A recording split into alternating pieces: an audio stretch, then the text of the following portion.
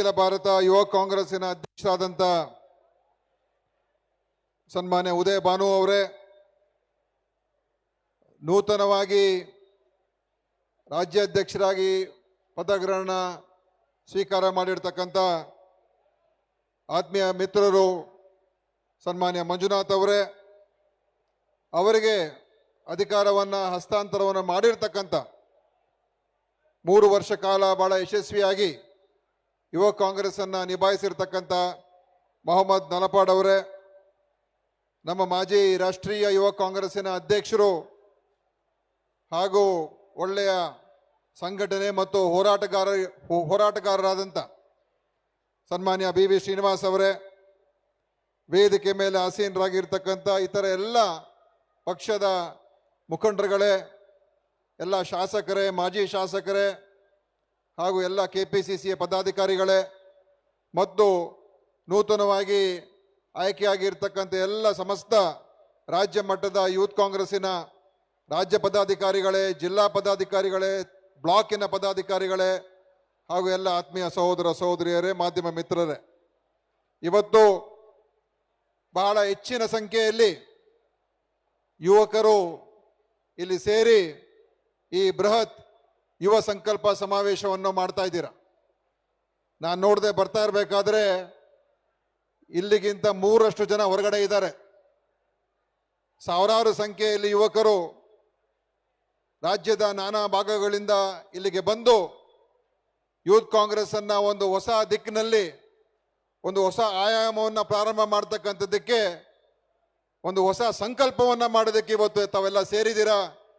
ಇದು ನೋಡಿ ನನಗೆ ಬಹಳ ಸಂತೋಷ ಆಗ್ತಾ ಇದೆ. ಯುವ ಸಂಘಟನೆ ಈಗಾಗಲೇ ನಮ್ಮ ಶಿವಕುಮಾರ್ ಅವರು ಮತ್ತು ಹಲವಾರು ಮುಖಂಡಗಳೆಲ್ಲ ಮಾತನಾಡಿ ಹೇಳಿದ್ದಾರೆ, ಯುವ ಸಂಘಟನೆ ಚೆನ್ನಾಗಿದ್ರೆ ಮಾತ್ರ ಒಂದು ರಾಜಕೀಯ ಪಕ್ಷ ಬಲಿಷ್ಠವಾಗಿರೋದಕ್ಕೆ ಸಾಧ್ಯ ಆಗುತ್ತೆ. ಯಾವ ಪಕ್ಷದಲ್ಲಿ ಯುವ ಸಂಘಟನೆ ದುರ್ಬಲ ಆಗುತ್ತೋ ಖಂಡಿತವಾಗಿಯೂ ಆ ಪಕ್ಷ ಕೂಡ ದುರ್ಬಲ ಆಗುತ್ತೆ. ಅದಕ್ಕೆ ಯೂತ್ ಕಾಂಗ್ರೆಸ್ ಅಂತ ಹೇಳಿದಾಗ ಅದು ಒಂದು ರೀತಿ ನಮ್ಮ ಪಕ್ಷದ ಬೆನ್ನೆಲುಬು. ಇದು ಗಟ್ಟಿಯಾಗಿರ್ಬೇಕು.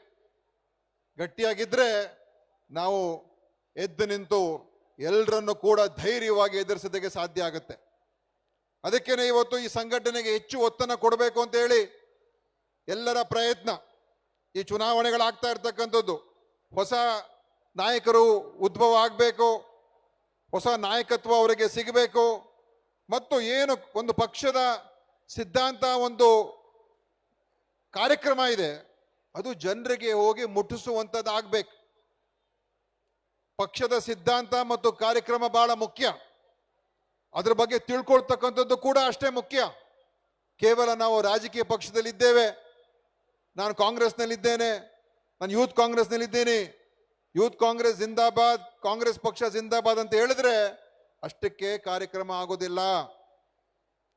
ಅದೇ ನಮ್ಮ ಸಿದ್ಧಾಂತ ಅಲ್ಲ. ನಮ್ಮ ಪಕ್ಷ ಯಾವ ಕಾರಣಕ್ಕೋಸ್ಕರ ಇದೆ, ಈ ಪಕ್ಷದ ಉದ್ದೇಶ ಏನು, ನಮ್ಮ ಗುರಿ ಏನು, ನಾವು ಯಾವ ಕಾರಣಕ್ಕೋಸ್ಕರ ರಾಜಕಾರಣ ಮಾಡ್ತಾ ಇದ್ದೀವಿ, ಅದು ಇವತ್ತು ಬಹಳ ಮುಖ್ಯ ಆಗುತ್ತೆ. ಅದನ್ನ ನಾವು ನಮ್ಮ ಒಂದು ಮನಸ್ಸಿನಲ್ಲಿ ಅರ್ಥ ಮಾಡ್ಕೊಳ್ತಕ್ಕಂಥ ರೀತಿಯಲ್ಲಿ ಅದನ್ನು ಗಟ್ಟಿ ಮಾಡ್ಕೋಬೇಕು. ಅವಾಗಲೇ ನಿಷ್ಠಾವಂತ ಕಾಂಗ್ರೆಸ್ ಕಾರ್ಯಕರ್ತ ಆಗೋದು. ಯಾವಾಗ ನಮಗೆ ಪಕ್ಷದ ಸಿದ್ಧಾಂತದ ಮೇಲೆ ನಂಬಿಕೆ, ವಿಶ್ವಾಸ ಮತ್ತು ಅರ್ಥ ಮಾಡ್ಕೊಳ್ತಕ್ಕಂಥದ್ದು ಬಂದಾಗ ಅವಾಗ ನಾವು ನಿಜವಾಗ್ಲೂ ಕೂಡ ಈ ಪಕ್ಷದ ಒಬ್ಬ ಪ್ರಾಮಾಣಿಕ ನಿಷ್ಠಾವಂತ ಕಾರ್ಯಕರ್ತರಾಗ್ತೀವಿ. ಯಾಕೆಂದ್ರೆ ನಮಗೆ ವಿಷಯಗಳು ಗೊತ್ತಿಲ್ಲದೇನೆ ನಾವು ಬೇರೆಯವ್ರಿಗೇನು ಹೇಳಕ್ ಆಗೋದಿಲ್ಲ.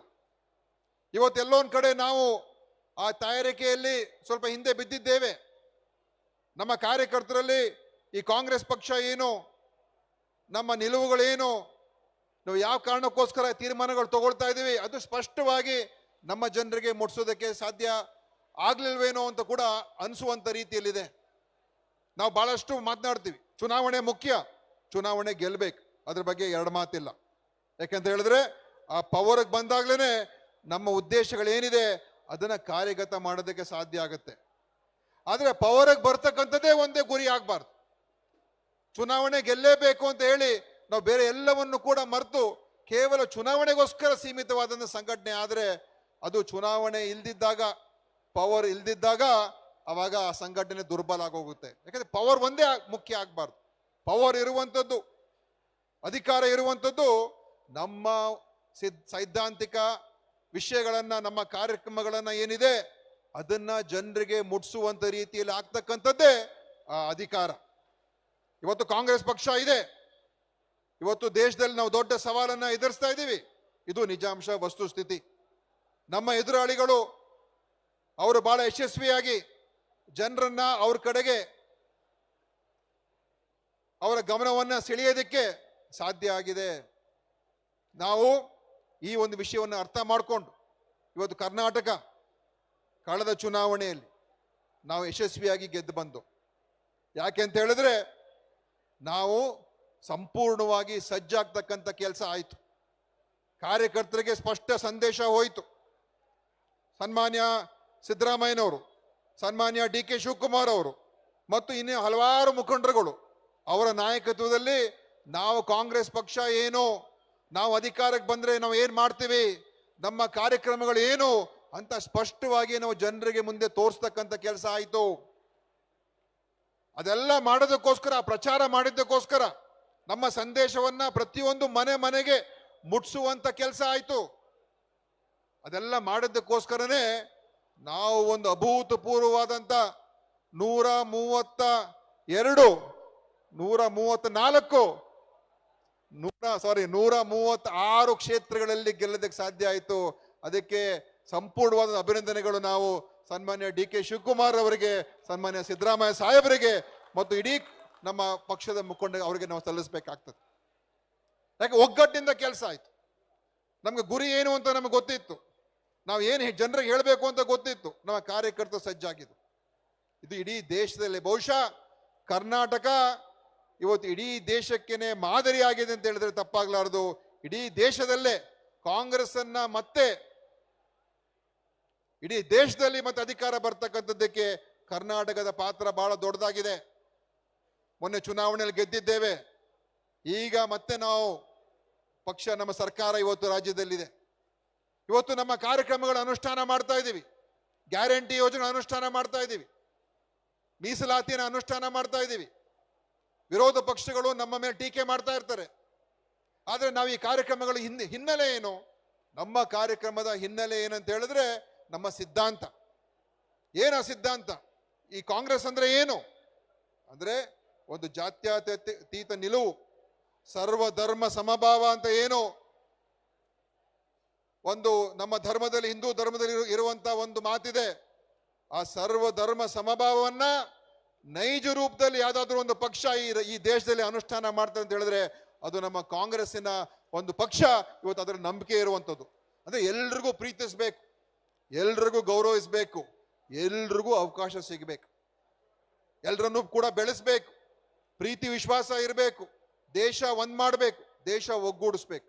ಮತ್ತೆ ಈ ದೇಶವನ್ನ ಒಂದು ವೈಜ್ಞಾನಿಕ ಹಿನ್ನೆಲೆಯಲ್ಲಿ ದೇಶವನ್ನ ಮುನ್ನಡೆಸ್ಕೊಂಡು ಪ್ರಗತಿಪರ ಚಿಂತನೆಗಳಿಗೆ ಅವಕಾಶಗಳು ಕೊಡ್ತಾ, ಏನು ನಮ್ಮ ಈ ಪ್ರಾಚೀನ ದೇಶದ ಮೂಲ ಸಿದ್ಧಾಂತ, ಮೂಲ ಸಂಸ್ಕೃತಿಗಳಿದೆ ಅದನ್ನ ಜೋಡಿಸ್ಕೊಂಡು ಪ್ರಗತಿಪರವಾದ ಚಿಂತನೆಗಳು, ಸಾಮಾಜಿಕ ನ್ಯಾಯ, ಅದೆಲ್ಲ ನಮ್ಮ ಯೋಜನೆಗಳಲ್ಲಿ ಈಗ ರೂಪಿತ ಆಗಿದೆ. ಇವತ್ತು ಗ್ಯಾರಂಟಿ ಯೋಜನೆ ಇದರ ಮುಖ್ಯ ಅಂಗ. ಇವತ್ತು ಬಿಜೆಪಿಯವರು ಟೀಕೆ ಮಾಡ್ತಾ ಇದ್ದಾರೆ, ನಿನ್ನೆಯಿಂದ ಟೀಕೆ ಮಾಡ್ತಾ ಇದ್ದಾರೆ, ಮೀಸಲಾತಿ ಬಗ್ಗೆ ಟೀಕೆ ಮಾಡ್ತಾ ಇದ್ದಾರೆ. ಏನು ಇವರು ಮುಸಲ್ಮಾನರಿಗೆ 4% ರಿಸರ್ವೇಶನ್ ಕೊಟ್ಬಿಡ್ತಾ ಇದ್ದಾರೆ, ಇದು ಅವ್ರನ್ನ ಓಲೈಸುವಂತ ಕೆಲಸ ಮಾಡ್ತಾ ಇದ್ದಾರೆ ಅಂತ ಹೇಳ್ತಾ ಇದ್ದಾರೆ. ಇದಕ್ಕೆ ನಾವು ಉತ್ತರ ಕೊಡ್ಬೇಕಲ್ವಾ? ನಾವು ಉತ್ತರ ಕೊಡ್ಬೇಕು ತಾನೇ ಇದಕ್ಕೆ. ಕಾಂಗ್ರೆಸ್ ಪಕ್ಷ ಎಲ್ರಿಗೂ ಸೇರಿರುವಂತ ಪಕ್ಷ ಮತ್ತು ಅದರ ಮುಖಾಂತರ ಏನ್ ಹೇಳ್ತೀವಿ ಅಂತ ಹೇಳಿದ್ರೆ ಈ ದೇಶ ಯಾವುದೇ ಒಂದು ಧರ್ಮಕ್ಕೆ, ಜಾತಿಗೆ, ಭಾಷೆಗೆ ಸೇರಿರ್ತಕ್ಕಂಥ ದೇಶ ಅಲ್ಲ. ಈ ದೇಶ ಹಿಂದೂಗಳಿಗೂ ಈ ದೇಶ, ಮುಸಲ್ಮಾನರಿಗೂ ಕೂಡ ಈ ಭಾರತ ದೇಶ, ಕ್ರೈಸ್ತರು ಕೂಡ ಈ ಭಾರತ ದೇಶ, ಎಲ್ರಿಗೂ ಕೂಡ ಈ ಭಾರತ ದೇಶ. ಯಾರು ಒಬ್ಬರ ಆಸ್ತಿ ಅಲ್ಲ ಇದು. ಇವತ್ತು ಸ್ಪಷ್ಟ ವಿಷಯ ನಮ್ಮ ಮುಂದೆ ಇದೆ. ಯಾರು ಹಿಂದುಳಿದವರು ಇದ್ದಾರೆ, ಯಾರು ಶೋಷಿತ ವರ್ಗ ಇದೆ, ಯಾರು ಬಡವರಿದ್ದಾರೆ ಅವ್ರನ್ನ ಮೇಲ್ ತರಬೇಕು ಅಂತ ಯಾವುದೇ ಒಂದು ಸಮೀಕ್ಷೆ ಮಾಡಿದ್ರೆ ನಮಗೆ ಗೊತ್ತಾಗ್ತದೆ. ಹಿಂದೆ ಸಾಚಾರ್ ಸಮಿತಿ ರಿಪೋರ್ಟ್ ಬಂದಿತ್ತು. ಅಲ್ಪಸಂಖ್ಯಾತರು ಸಾಮಾಜಿಕವಾಗಿ, ಆರ್ಥಿಕವಾಗಿ, ಶೈಕ್ಷಣಿಕವಾಗಿ ಬಹಳ ಹಿಂದೆ ಇದ್ದಾರೆ, ಅವ್ರಿಗೆ ಮೇಲ್ ತರಬೇಕು. ಹೇಗೆ ಮೇಲ್ ತರಬೇಕು? ಸರ್ಕಾರ ಏನ್ ಮಾಡ್ಬೇಕು? ಹಿಂದುಳಿದ ವರ್ಗಕ್ಕೆ ಇವತ್ತು ಮೀಸಲಾತಿ ಕೊಟ್ಟಿದ್ದೀವಿ. ಪರಿಶಿಷ್ಟ ಜಾತಿ ಪರಿಶಿಷ್ಟ ಪಂಗಡಕ್ಕೆ ಮೀಸಲಾತಿ ಕೊಟ್ಟಿದ್ದೀವಿ. ಇದೇ ಮುಸಲ್ಮಾನರು ಕೂಡ ಹಿಂದುಳಿದ ವರ್ಗಕ್ಕೆ ಸೇರ್ತಾರೆ ಹೊರತು ಅವ್ರಿಗೆ ನಾವು ಪ್ರತ್ಯೇಕವಾಗಿ ನಾವು ಮೀಸಲಾತಿ ಕೊಡಕ್ ಹೋಗಿಲ್ಲ.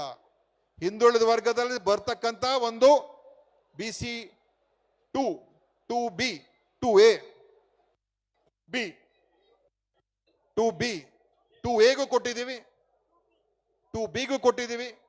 2B ಅಲ್ಲಿ ಮುಸಲ್ಮಾನರು ಬರ್ತಾರೆ, 2A ಅಲ್ಲಿ ಬೇರೆ ಜಾತಿಗಳು ಬರ್ತಾರೆ. 1 ಕ್ಯಾಟಗರಿ 1 ಅದರಲ್ಲಿ ಅನೇಕ SC ST ಜಾತಿಗಳು ಬರ್ತದೆ. ಸೊ ಎಲ್ರಿಗೂ ನಾವು ಕೊಡ್ತಾ ಇದ್ದೀವಿ.